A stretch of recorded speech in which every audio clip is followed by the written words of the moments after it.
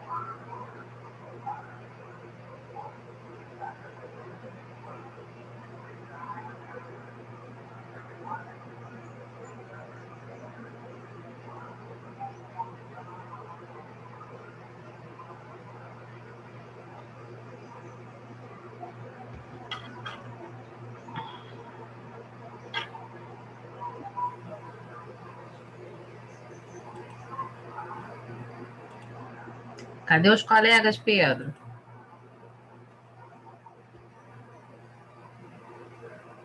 Será que vai ser aula particular hoje? Opa, não, chegou o Gabriel.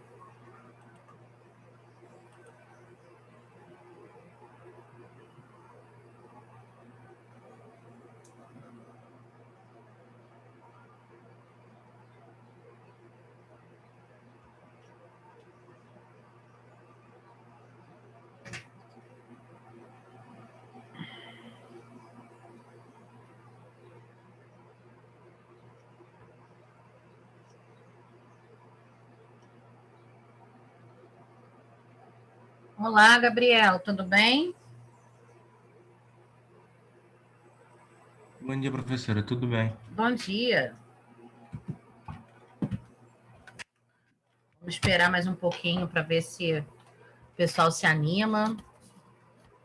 Não, hoje só tá a metade da turma só.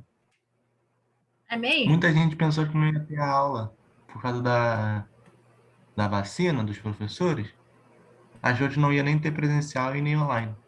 Então tem muita Mas, gente que não viu a mensagem ainda no grupo que vai ter aula. mas foi um informativo ontem para os pais Não, e foi ontem, mas responsáveis. entenderam errado. Entenderam que não ia ter aula. Exatamente. Entendeu? Levou o presencial pro online também.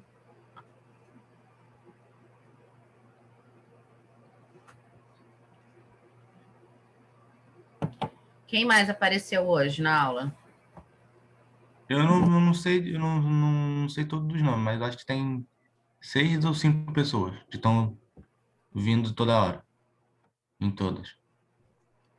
Vou esperar um pouquinho. Mas Natan não tá vindo, não. Tem mais gente. Cauã também não apareceu ainda.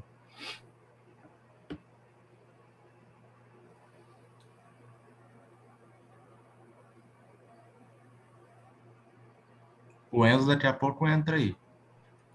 Tá.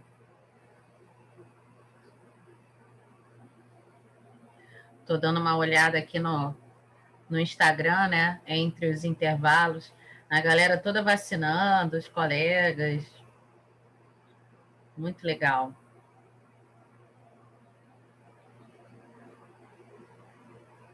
Eu já tomei por comorbidade, né? Porque eu sou hipertensa.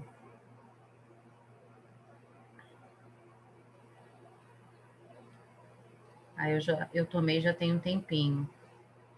Eu vou tomar essa semana, por causa, para voltar pro presencial. Ah, legal, bacana.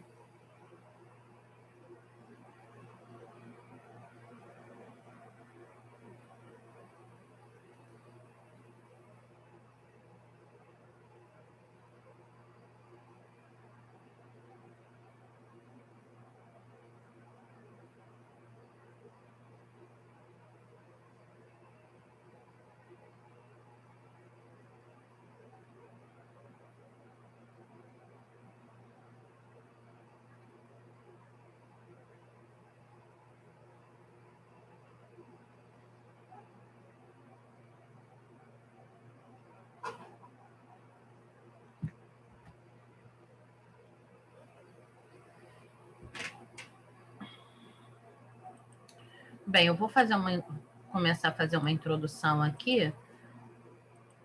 Gabriel, minha primeira aula, né? Você está assistindo?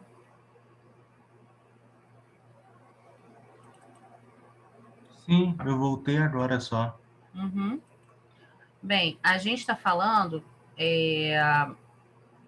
começamos na semana passada esse assunto, a questão da consciência social e a importância dela ser desenvolvida desde a fase de criança, né?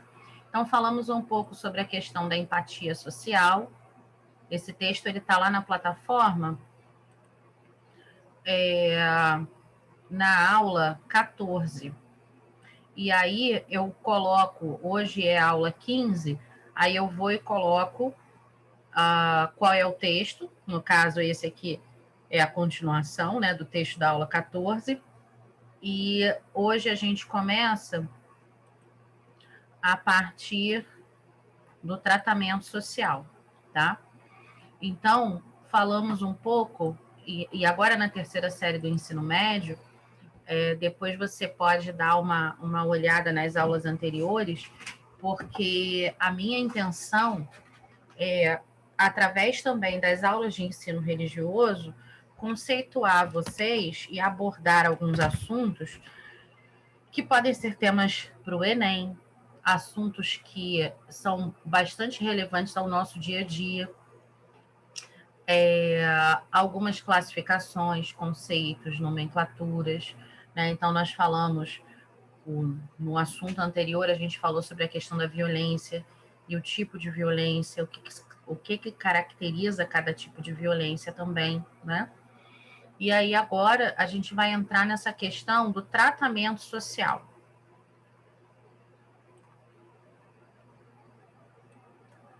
Deixa eu colocar aqui embaixo a tela. Ok. Então vamos lá. Tratamento social. Passe a tratar todas as pessoas com cordialidade e educação.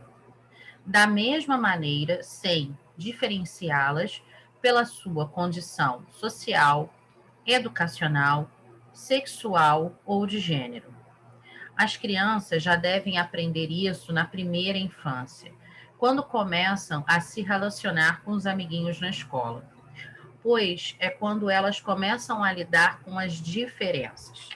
Racismo, sexismo e pobreza são apenas alguns exemplos de problemas que afligem a sociedade, Para adultos, as opções incluem tornar tomar aulas universitárias, entrar em grupos de discussão ou voluntariar-se em organizações que se direcionem a lidar com as causas sociais prevalecentes. Infelizmente, né, por mais que a gente ainda tenha muito mais pessoas educadas na sociedade, muito mais pessoas cordiais na sociedade, os comportamentos de pouca cordialidade, os comportamentos intolerantes, pejorativos, ofensivos, eles acabam sempre aparecendo muito mais do que os comportamentos tidos como positivos, né? Sim. E eu quero acreditar que a gente tem muito mais pessoas que tenham um bom comportamento do que pessoas que, dentro daquilo, do nosso discernimento, né, têm um mau comportamento. Mas ainda assim, a gente precisa melhorar a qualidade deste bom comportamento. E isso tem tudo a ver com a questão do trato social, né? Algumas vezes eu costumo dizer assim, nossa, a pessoa ela nem me tratou, quanto mais me maltratou. Como assim? Você chega num lugar, você dá bom dia e você percebe claramente que a pessoa não te viu ou não te ouviu. Algumas vezes você entra em algum lugar, você dá bom dia, a pessoa te olha de cima e embaixo e não responde.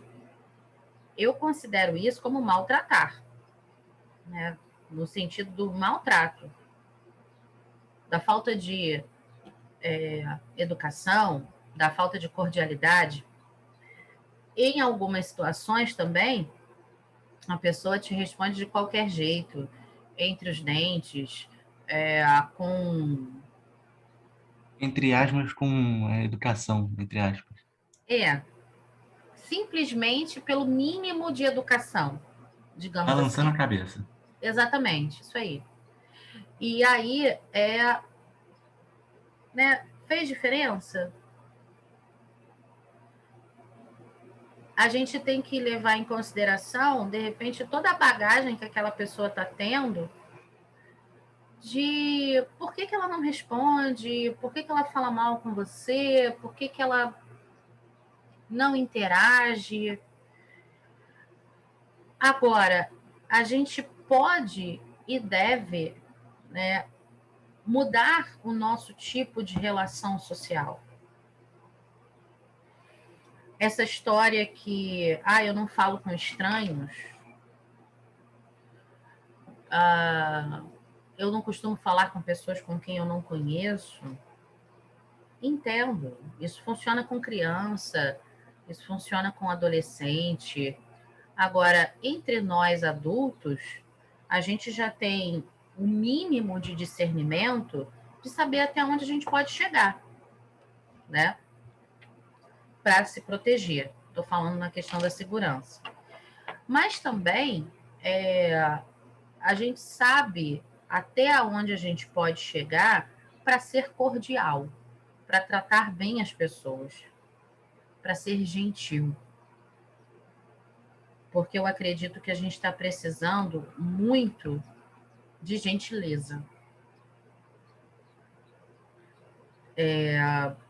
Na pós que eu estou fazendo, o professor, o módulo que eu terminei, a gente estava falando sobre inclusão, no sentido mesmo da questão das pessoas com necessidades especiais. E aí, o professor falava sobre uma coisa que eu achei bastante interessante, eu até anotei muito sobre isso para procurar depois, que é o comportamento amoroso. A expressão eu te amo, Dia dos Namorados chegando aí, ela foi bastante banalizada, né? Bastante banalizada. O que é realmente amar uma pessoa? O que é o amor? Quais são os tipos de amor? Eu gosto muito da explicação lá dentro do contexto religioso, né, não doutrinário, mas religioso, que lá do grego, aonde a gente tem 3 formas de dizer eu te amo, 3 formas de utilizar a palavra amor, que é o amor ágape, que é o verdadeiro amor de Deus, é o amor que só Deus tem pelas suas criaturas, é o amor fratelos, que é a fraternidade, é o amor entre os seres humanos e também, por que não, dos seres humanos com a natureza, com os seres vivos de maneira geral, com o meio ambiente, com o ecossistema de maneira geral. E o amor eros, que é o amor carnal, né? O amor físico, carnal, sexual, erótico entre as pessoas. E aí, muitas vezes, né, esse amor, a gente deixa de falar no amor fraterno porque a gente tem medo de confundir o amor fraterno com o amor erótico.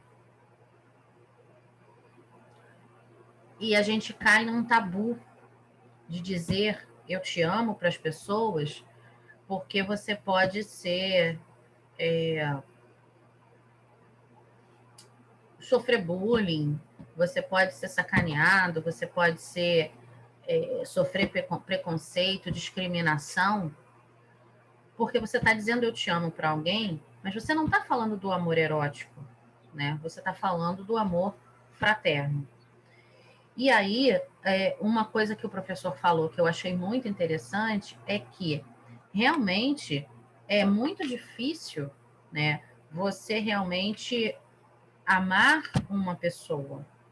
A gente normalmente ama verdadeiramente pouquíssimas pessoas, mas a gente é capaz de ter um comportamento amoroso com todas as pessoas que estão à nossa volta. Mesmo que eu carregue algum tipo de preconceito dentro de mim. Por quê? Porque o preconceito, né, é o pré-conceito. É aquilo que você tem enquanto conceito mal estabelecido, mal definido, antes de conhecer verdadeiramente uma situação, um paradigma. Então, vamos supor que eu fosse uma pessoa preconceituosa com relação à homossexualidade, porque eu não sou homossexual, vamos supor que eu não tivesse homossexuais em volta de mim, não tivesse amigos homossexuais, não sei o que eles passam, não sei o que é viver aquela realidade, e aí eu acabo sendo uma pessoa preconceituosa. Ainda assim, eu posso ter uma atitude amorosa, que me leva a respeitar, que me leva a não discriminar, porque a gente já falou sobre essa questão do preconceito e da discriminação. A gente já viu que é possível uma pessoa preconceituosa, até por questões estruturais, não cometer o crime da discriminação. A gente já falou sobre isso, né, em aulas anteriores. E eu posso sim ter uma atitude amorosa com essas pessoas. Eu posso ser solidária, eu posso fazer doações, eu posso orientar e ensinar essas pessoas, eu posso atender, se eu for um médico, um psicólogo, porque eu preciso saber dividir as coisas, né? E o nome disso é tratamento social. E desde cedo a gente precisa aprender isso. Pelo menos na nossa escola, as crianças lá desde o maternalzinho aprendem dessa forma. Que elas não podem discriminar e que elas não podem aceitar a discriminação também. Alguém quer falar alguma coisa? Quero ouvi-los. Não tenho nada especial para falar. Professora, Oi. eu estava aqui pensando, quando você leu a primeira parte da introdução, que, por exemplo, uma pessoa que nasceu, vamos botar aí, em agosto de 2019, e tem uma família, e, tipo, é recém-nascida, então não vai sair de casa, né? Como os pais devem doutrinar, não seria a palavra doutrinar, mas educá-la, para ir para a escola, sabendo que vai ter gente de vários meios sociais, sendo que ele nunca teve contato com ela. Ó, ele nasceu antes da pandemia, por 2 anos dentro de casa trancado. Tá indo lá com os seus 2 anos, quase 3. Como a gente pode ensinar essa criança? Entendeu, mais ou menos? Entendi sim, entendi perfeitamente. Eu vou te dar um exemplo meu com os meus sobrinhos. A minha sobrinha nasceu em 2019, abril de 2019. Então, em abril de 2020, ela estava aí completando um aninho. Foi o início da pandemia. Justamente quando antes a gente tinha contato direto, né? Quando ela está começando a entender o mundo e as coisas em volta, ela... Vamos lá. Nós nos prendemos dentro de casa, que a minha irmã não fez muito isso não, sabe? Infelizmente, ela gosta de viver com emoção. Mas, enfim. Aí eu estou falando assim, que no meu caso, né, ao contrário, ela está conhecendo todo tipo de pessoa. E eu sou a tia que só aparece na tela e às vezes uma vez por mês, assim, quando a minha irmã consegue fazer o isolamento, depois que eu tomar a segunda dose da vacina, eu até penso em estar mais com eles, apesar que a minha família ainda não tomou, né? Ainda falta a Ágata, ainda falta meu marido, mas porque ela precisa me conhecer enquanto pessoa e ela precisa entender que eu não sou a tia da pracinha. Eu sou a tia dela, família, e que madrinha dela, eu sou madrinha dela, e que ela não está aprendendo a ter convivência e cordialidade.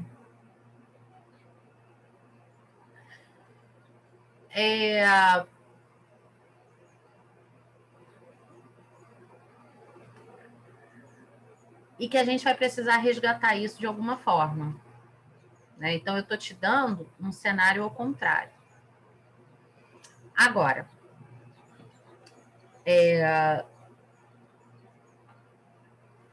se eu sou a mãe dela, essa orientação ela aconteceria de uma forma um pouco diferente. Mostrando para ela uma realidade que existe fora dessa tela, através de fotografias, através de um contato mais intimista com relação a conversas, através de orientações. Ela está indo para a escolinha. Então, essas crianças que nasceram em 2019, elas já estão indo para a escolinha também. E você pode ter certeza que a questão da adaptação está sendo mais complicada. Era nesse ponto aí que eu estava querendo que você entendesse. Está sendo mais complicada. Tenho uma amiga que ela tá com uma filhinha também, que nasceu em 2019, mas ela nasceu, na verdade, ela nasceu no finalzinho de 2018. E ela está indo para a escolinha agora. A minha sobrinha, ela tem um irmão, né, que é um pouquinho mais velho que ela. Então, ela tem um pouco dessa convivência com o irmão. E aí ela está indo para a mesma escolinha que o irmão. Mas a minha irmã está passando um sufoco. Assim. Não pela questão da socialização, mas pela questão do egocentrismo. E essa outra menina, né, essa minha amiga que eu acompanho ela no Instagram e tal, a filhinha dela está fazendo adaptação na escolinha. Ela tem uma outra filha também um pouquinho mais velha e ela está também sofrendo um bocado aí, porque a menina não quer largar dela de jeito nenhum.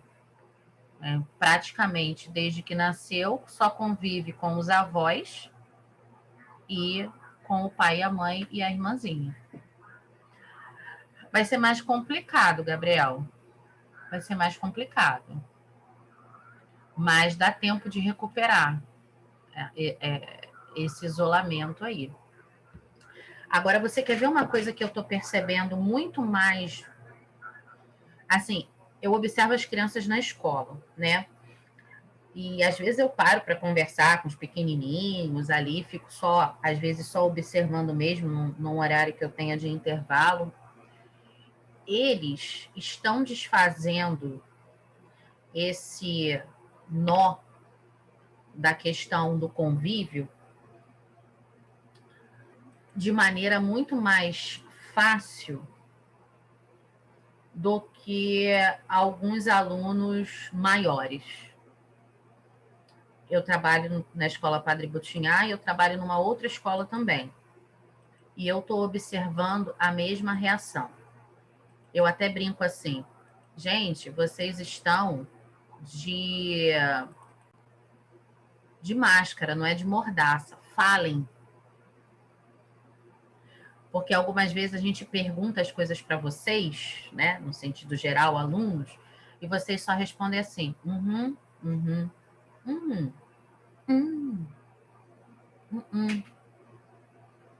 Gente, fala. Ah, falar de máscara é ruim? Mas vocês não estão de mordaça, não. Falem. E uma outra coisa que eu acho mais complicada é a falta do contato visual. Porque, assim, tá todo mundo com a câmera fechada aqui. Só eu tô com a câmera aberta, né? Vocês estão me vendo, vocês estão vendo as minhas reações. Vocês estão vendo que até quando, às vezes, eu dou umas paradas, porque eu tô pensando naquilo que eu vou falar, tô buscando palavras, estou organizando o meu pensamento. Imagine se eu fechar a câmera aqui e a gente ficar só no áudio, muito provavelmente o que eu estou falando para vocês vai perder ainda mais o sentido, porque vocês não estão vendo a minha expressão. E em sala de aula, mas vocês estão me vendo e eu não vejo vocês. Ponto. Em sala de aula, para que vocês me vejam, vocês vão precisar fazer contato visual comigo. A não ser que eu esteja, e aí é onde eu percebo, eu estou olhando para um colega, ou estou falando olhando para o computador, vocês estão me olhando. Quando eu busco o olhar de vocês, vocês mudam o ponto focal. Pique-esconde. Oi? Pique-esconde. É mais ou menos isso. É que eu penso que eu fiz besteira, eu não paro de olhar, entendeu? Pode pensar assim. Por quê? Não sei. Quando uma pessoa tá me olhando, eu penso que eu fiz besteira, eu paro de olhar. Eu fico intimidado, entendeu? Olhar diretamente. É intimidado ou fica Acuado. Acuado, Acuado, acuado. acuado. Intimidado é outra coisa, né? Sim. Fica acuado, você fica introspectivo. Sim, porque eu penso que ela pode parar e falar assim, e aí? Continua aí, daí, entendeu? Aham. Aí eu falo, como é que eu vou continuar? Se eu não entendi. Mas é muito essa questão assim, vocês não querem ter contato visual com a gente. E eu já conversei sobre isso com alguns outros colegas na outra escola também, e não é um problema da escola A ou da escola B, é um problema do remoto. Nessa pós que eu estou fazendo, que ela está sendo virtualizada, ela está sendo remota, porque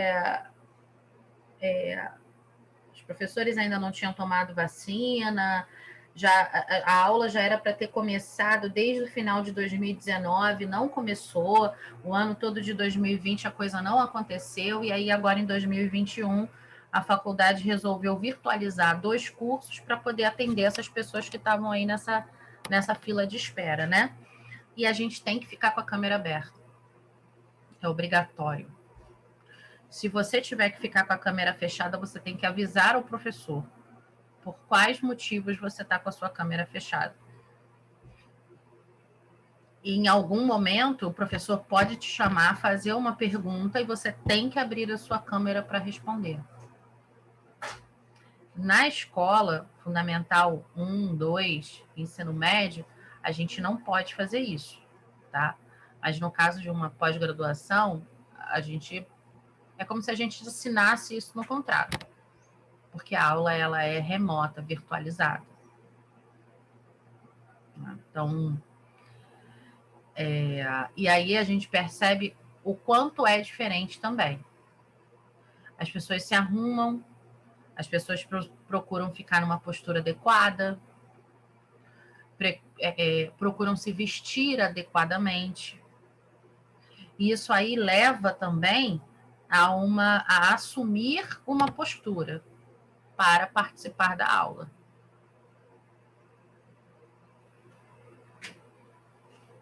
Porque tem situações assim que o remoto está trazendo muito complicadas, meio vexatórias às vezes, sabe? Situações assim que botam tanto o aluno quanto o professor numa situação complicada. Também, Enfim. por exemplo, com a câmera fechada, tu não pode saber se a pessoa entendeu, você não tá olhando para ela. A expressão dela pode ser, tipo, totalmente tipo, não entendi nada, mas ok, vou falar que entendi. Exatamente isso também. Vamos lá para expansão social. Alguém quer falar alguma coisa? Desculpa. Com relação a isso? Ótima observação. Eu quero falar uma coisa. Ótima observação. Ótima observação. Se não estiver prestando atenção, passa totalmente despercebido. Ótima observação. E a gente percebe isso. A gente percebe quando, assim, você, às vezes, assim, tem situações, agora mesmo lá no 8º ano, eu dei um exemplo, a gente estava falando sobre doutrina religiosa, aí eu estava falando sobre dogma. E aí eu fiz uma relação muito louca, vocês sabem que de vez em quando eu gosto de fazer essas coisas, de vez em sempre, né? Que eu falei uma coisa que foi assim meio incisiva. Eu disse assim: se uma pessoa não é católica, ela pode pegar a história dos milagres dos santos e entender como uma lenda. Assim como a gente entende, enquanto lenda, algumas histórias, alguns milagres que acontecem na cultura indígena, por exemplo. Vocês entenderam? Falei assim, né? Aí 2 meninas só estavam com a câmera aberta. Aí elas fizeram assim, né? Tipo, rejeitaram um pouco a informação. Aí eu falei assim, isso mesmo. é meio complicado, mas é isso. A gente só tem que mudar o ponto de vista. Aí um menino que não estava com a câmera aberta falou assim, ué, Geise, como é que você sabe que a gente não entendeu? Não foi por ele, porque ele estava com a câmera fechada, mas 2 alunas que tiveram a mesma reação. Então, isso ajuda muito, né? E uma coisa que eu estava conversando com uma colega professora ontem. Tem muito aluno reclamando que o professor é ruim, que o professor não sabe desenvolver o assunto, que isso no geral, alunos, né, professores, não estou citando escolas. O professor não sabe desenvolver o assunto, o professor é chato, o professor enrola, o professor isso, o professor aquilo. E aí você pergunta assim, quantas câmeras abertas? Nenhuma. Quanto de contato com aquele professor? Quanto de interação por parte dos alunos? Praticamente zero. Então, me desculpa, a gente não está falando do mesmo professor.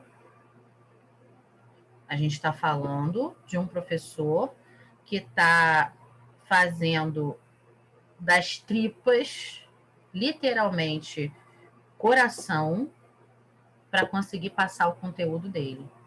Porque vocês não têm ideia de quanto é difícil ficar aqui nessa telinha falando com todo mundo com a câmera fechada, em algumas vezes, em situações que o aluno não dá nem bom dia. Na hora que termina a aula, não dá nem tchau. É difícil. Então, assim, quer ter um professor mais animado, um professor mais dinâmico, um professor, abre a câmera e interage. E vocês vão perceber a grande mudança. Tudo bem? Sim. Tudo bem. Expansão social. Saia de sua zona de conforto e experimente se aventurar em um lado diferente da cidade, viajar para outro país. Calma, estamos em pandemia agora nesse momento, né?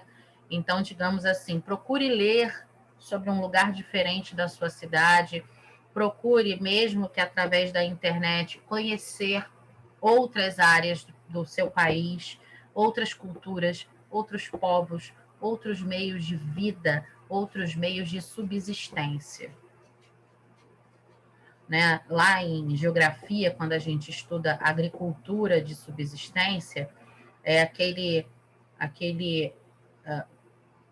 homens, aquele dono de sítio, de chácara, uma terrinha, que planta ali umas ervas, umas verduras, uns legumes, tem uma vaca para produzir o próprio leite, a própria comida, né? Isso aí você tem agricultura de subsistência.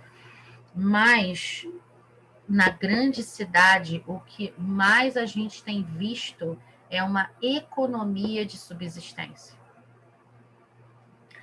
Que é a pessoa vendendo o almoço para comprar a janta, é a pessoa vendendo o café da manhã e o almoço para comprar a janta dos filhos e ficando sem comer. É o cara pedindo para você comprar uma caixa de bala para ele poder vender, para poder levar o lucro para dentro de casa, como um pacote de macarrão com meio quilo de salsicha, que é o que dá para comprar, né? E muita gente não tem consciência disso, de que a gente está vivendo aí essa economia de subsistência. Então, procurar outras culturas, procurar expandir, né, o seu pensamento e a sua visão de mundo. Você não precisa mudar de religião, mas conhecer outras crenças. Isso a gente vem fazendo, né? Quem está na escola aí comigo, pelo menos desde o 6º ano, a gente tem conseguido conseguido pelo menos fazer um pouquinho dessas experiências, conhecer culinária, estilo de vida diferenciado, expandir o círculo social, conviver com todo tipo de pessoa, né? E aí eu já digo que vocês têm discernimento suficiente para saber quem vale a pena, quem não vale, quem é da banda boa, quem não é da banda tão boa assim. Mas, por mais que aquela pessoa tenha erros, você conseguir partilhar de bons momentos junto com aquela pessoa, né? Aí, terminando aqui, eu sei que eu já passei um minutinho, mas terminando aqui, é você assumir a questão do seu papel social. E aí eu acredito que em sociologia vocês já devem ter falado bastante, né, com relação ao seu papel social.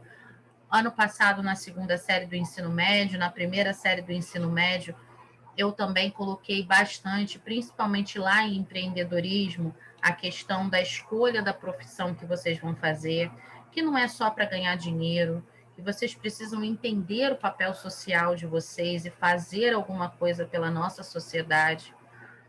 Eu tô igual o Gonzaguinha, eu acredito na rapaziada, sabe? Porque quem já tá aí cheio de vícios, não sei se tem mais muito jeito, não. Mas vocês são capazes, né? E aí, assuma o seu papel social, assuma o seu comprometimento junto à sociedade. Vai dar certo, né? Por que não você virar um líder político? Por que não você virar um líder comunitário, um líder religioso também? Uma pessoa que vai fazer diferença na vida do outro, porque se compromete com seu papel social. Ok? Certo. Ok. Eu deixei um vídeo lá na plataforma que fala sobre a ciência do jeitinho brasileiro. Só tem 4 minutos. A minha próxima aula é às 11h05. Se vocês quiserem, a gente pode ver juntos. É hoje ainda, professor? O quê? Sua aula? Não. A minha próxima aula com a outra turma. Ah, tá. Dá tempo. Dá tempo? Então vou colocar. Tem 8 minutos. Porque a nossa aula mesmo acabou, né? Então, de repente, quem não puder ficar, o vídeo já está postado na plataforma, mas é sempre interessante assistirmos juntos, Professora, né? Oi. Acabou o empreendedorismo? Não tem empreendedorismo na grade do 9º e da 3ª série do ensino médio, porque não cabe. Já tem. Entendi. A carga horária é maior. Vamos lá. Entendi. No país da malandragem, todo mundo tem que se dar bem. É um jeitinho que você dá aqui, um jeitinho que o outro dá ali, e quando menos esperamos já estamos quase todos envolvidos em uma mistura de simpatia, quebra de regras e cinismo.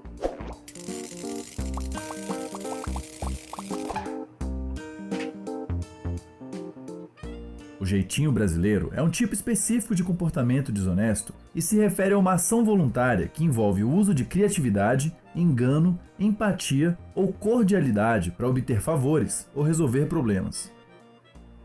É comum que a pessoa infrinja leis, quebre normas sociais ou passe por cima de valores morais para se dar bem. O jeitinho se expressa de muitas formas. Quando alguém precisa do favor de um agente da lei para ter um documento aprovado ou evitar uma punição, por exemplo. A pessoa pode usar conexões como amigos ou familiares em comum para resolver um problema de forma mais rápida. Essa é uma forma típica dos brasileiros burlarem a burocracia, as leis e as normas para atingirem um objetivo, mesmo que para isso acabem prejudicando outras pessoas no caminho. De tão naturalizado e arraigado que já é na nossa cultura, a tendência de muitas pessoas pode ser a de aceitar passivamente ações desse tipo, tais como aceitar alguém que fura uma fila depois de cumprimentar uma pessoa que já estava nela. As pessoas tendem a construir uma referência do que é agir desonestamente com base no que acontece no seu cotidiano. Além disso, Pessoas que vivem em países com maiores níveis de corrupção institucional podem se mostrar mais desonestas. Para chegar a essa conclusão, um grupo de cientistas analisou dados relacionados à corrupção governamental e fraudes eleitorais em 23 países, além de medir a tendência à desonestidade das pessoas de tais países. Não só as pessoas se mostraram mais desonestas em uma tarefa de rolar dados quando viviam em um país onde a corrupção institucional era mais comum, como também foi identificado algo que comentamos no vídeo sobre desonestidade. Ao invés dos participantes dizerem que o número que tiraram no dado foi aquele que lhes renderiam mais dinheiro, eles tenderam a relatar números um pouco menores do que esse. Ou seja, mesmo quando estavam sendo desonestas, as pessoas ainda pareciam se importar com sentir algum senso de honestidade. No Brasil, o jeitinho acaba sendo uma forma de lidar com a excessiva formalidade e as restrições legais por meio de pequenas trapaceadinhas que são tão comuns no nosso cotidiano que continuamos de bem com nós mesmos depois de dar as nossas gingadas sociais duvidosas. O jeitinho mostra como a criatividade também possui o seu lado obscuro. Um estudo inclusive identificou que participantes mais criativos tendiam a ser mais desonestos em uma tarefa do que os participantes menos criativos. Isso ocorreria porque a criatividade permite uma maior capacidade de pensar em justificativas para o próprio comportamento, e isso, por sua vez, ajudaria a pessoa a sentir menos desconforto com realizar ações desonestas. Muita gente fala do Brasil como se aqui fosse o país mais diferentão do mundo, mas algo parecido com o jeitinho é conhecido como Wasta em nações árabes, Pulling Strings no Reino Unido e Guanxi em sociedades chinesas. O Wasta envolve alcançar objetivos usando relacionamentos com pessoas em posições de maior poder. Já o Guanxi envolve uma troca frequente de favores com pessoas com quem alguém desenvolveu relações de muita confiança, empatia e reciprocidade. As pessoas rejeitam a desonestidade dos políticos com razão, mas comumente não rejeitam as ações desonestas e convenientes que cometem no dia a dia em diferentes países. Se queremos uma sociedade diferente, precisamos agir individualmente e coletivamente como essa sociedade diferente. O jeitinho está imbuído na nossa cultura, e isso tem muito a ver com a história do surgimento do Brasil. Mas felizmente, culturas mudam também, e muitos fatores podem contribuir para isso. Nós certamente somos um desses fatores. Poderemos comentar mais detalhes sobre jeitinho, desonestidade e cultura na próxima live exclusiva da Galera Psíquica, nosso grupo de apoiadores do canal. Bacana, né, gente? Sim. Tu tá curtindo bastante esse canal aí, hein? Tá curtindo esse canal? Esse canal é bacana, eu gosto dele. Ele traz tanto questões assim psicológicas, às vezes psiquiátricas também, mas eles estão fazendo uma pegada social que é bastante interessante. Eu já sou inscrita nele, eu gosto do Minutos Psíquicos. Essa coisa deles da ilustração, a fala fácil, tem umas explicações deles sobre questão de saúde mental. Vale a pena. Por que algumas pessoas se relacionam de certas formas? Tem um vídeo, até está aqui na frente do canal, que é sobre beleza e personalidade. Por que as pessoas se atraem mais pela beleza ou se atraem mais pela beleza do que a personalidade? Vale a pena assistir. Então, vou converter minha aula, gente. Muito obrigada. Beijo para vocês. Tchau, tchau. Tchau, Valeu, tchau. gente. Tchau.